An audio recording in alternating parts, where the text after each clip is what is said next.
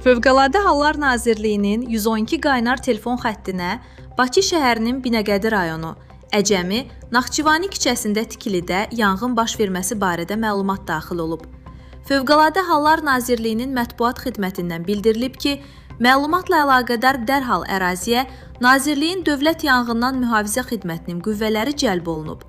Yanğınsöndürənlər tərəfindən həyata keçirilmiş zəruri və təxirə salınmaz tədbirlər sayəsində bir neçə ailənin yaşadığı ümumi sahəsi 700 kvadrat metr olan bir dam altında inşa olunmuş, bir mərtəbəli taxta konstruksiyalardan ibarət tikilidə baş vermiş yanğın genişlənməsinə imkan verilmədən qısa müddətdə söndürülüb.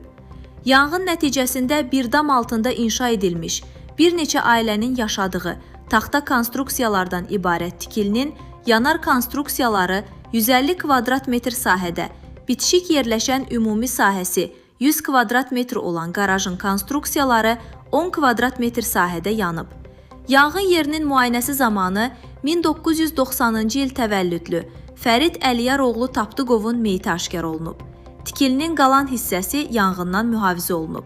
Hadisə ilə əlaqədar müvafiq qurumlar tərəfindən araşdırma aparılır.